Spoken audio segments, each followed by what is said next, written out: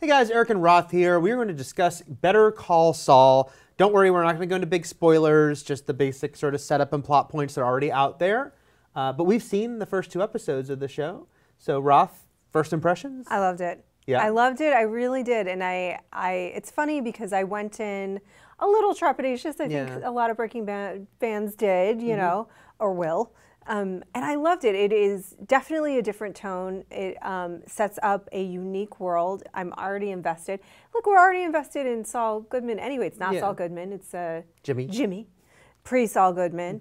We're already invested in that character, but I very quickly found myself discovering new things about him. There were like hidden sides to his character that I never knew were there in Breaking Bad, and I very quickly wanted to know more about that guy, the real guy behind the facade that is Saul Goodman, which is exactly what they're aiming for. Right. It's a different show, but I think that you feel Vince Gilligan's hand in it, in that it's super cinematic, it's shot beautifully. I'm gushing. I really, really liked it a lot. And the funny thing, I mean, I also went into it. It's funny, usually we're all like, yay, sequels and continuations and spin-offs and things we love. And Breaking Bad is this show we adore, but I think, yeah, a lot of us felt this wariness. It was so great, so perfect, has one story. You didn't want it tainted because it seemed like what made Breaking Bad brilliant was that it was allowed to be so self-contained. It wasn't stretched beyond what it needed to be. It didn't feel naturally the easiest thing to make into a franchise, franchisable if that's a word. And so yeah, I was a little nervous. I was like, what if this could just kind of feel like, oh guys, you really shouldn't have done this again, revisit it. But yeah, those first 2 episodes made me feel really good. I liked the pilot a lot. I think I liked the second one even more. And yeah, you know, you do realize like Odenkirk was great on Breaking Bad and Saul was really funny.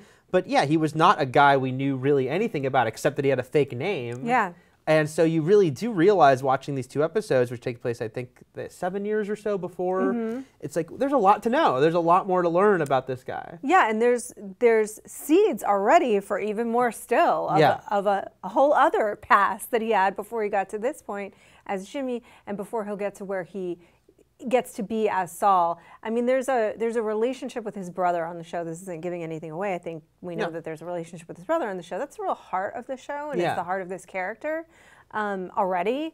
And that's the place where I go, the central conflict is there, very obviously. And you're like, what happened to this guy, Jimmy, that's trying so hard to be the man his brother wants him to be? What happened to him that he becomes Saul Goodman? And that's the whole question of the series. I really like also, so Michael McKean plays his brother, and it's really interesting when you watch the 2 of them together because these are 2 guys primarily known for comedic work and who, you know, you look back on some amazing history and comedic work. Here now they're in a show that's kind of a dramedy with some comic overtones, and they're both so good, you know? Oh, yeah. And there's funny moments to be sure, and yes, this show will lean a little more comedically than Breaking Bad, which was not humorless at all. There was. But I think this will go a little bit more into the humor. But yeah, these 2 guys, when they need to bring the pathos, it's there. Pathos, I always screwed that up. I think either will allow either. Okay, you'll allow it. But yeah, I was really impressed, and there is kind of a whole world that where Saul is, and just what a sort of like a loser he is, but a guy who's very much trying. He's trying so hard. Right. And it's funny because Saul, the Saul that we know, is this guy that, you know, even if he's on the run, he has all the answers, right? Like he's a guy that even when his back is totally against the wall, he has a way out of it. Now, it's not an ideal way out of it at the very end of Breaking Bad, and it's not what he wanted, but he still has a way out. This is a guy, and we see shades of that. You know, we see hints of that guy coming out.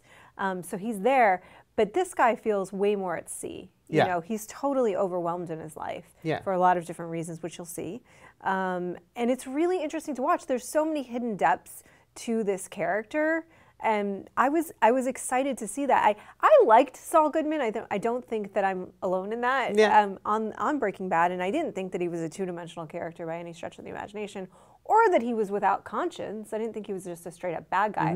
But he certainly wasn't a nice guy, and he had very compromised morals. But I still, which can lead you to be like, well, why do I care? I know where he's going to end up. You do care. Right. You entirely care because it breaks your heart because you know it's coming, but it's still fun to watch. Yeah, it is. Those 2 episodes, yeah, I went in with that nervousness, and then I watched those 2 back to back. I go, this is working. Yeah. You know, I was so happy about that. We know that Mike is another series regular. Yes. Jonathan Banks returning from Breaking Bad.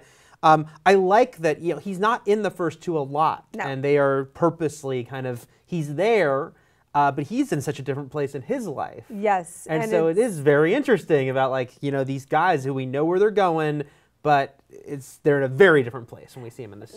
They are in a very, very different place indeed, and it's very funny. Yeah. I like their very quick dynamic that they have going so far. Is very funny, repeated dynamic. Saul Goodman makes a lot of references to films. Film geeks will enjoy that. I know I did.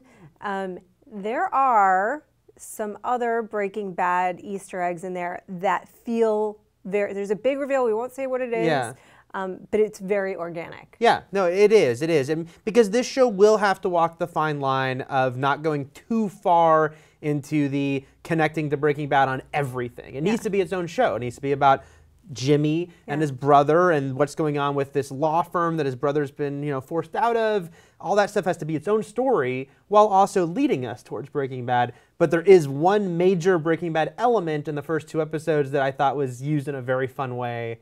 That if you are a Breaking Bad fan, and most people watching Better Call Saul will be, it's like, oh, that's pretty cool. That is very cool. And they play with the timelines a little bit in a way that was exciting for me as a viewer. Yeah. And I think will also be exciting for fans. I don't mean that they're like changing things and there's not an alternate universe or anything like that. There's no Days of Future Past. There's no Days of Future Past, but you're in the past. You see, I won't say what you see, but you see just a little bit of a post-Breaking Bad. Yeah, Saul. you see a little touch. The show is primarily about his past, but there is a little touch of things after Breaking Bad, and we don't know yet the answer to will they be doing this continually? Is it just the one time, or is it once in a while, which is kind of what I think is going to happen? Yeah, I did interviews with them, with Bob Odenkirk and Vince Gilligan and Peter Gould. Peter Gould, pardon me, yes, of course, and Peter Gould, who created Saul.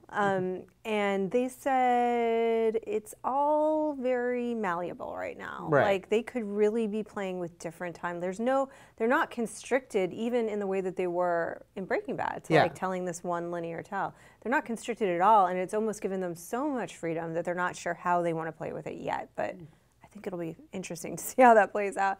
I know I'd like to see some post-Breaking Bad Saul. I would definitely too. You know, it'd be fun to at least have it layered in there a little bit. Yeah. But yeah, so far, you know, we've seen the first 2, and yeah, I'm firmly on board. Any of that little bit of nervousness is gone. I'm 100% on board. Yeah. So that's our thoughts right now on the first 2 Better Call Saul. They're coming in early February. We'll have plenty more on this show to come right here at IGN.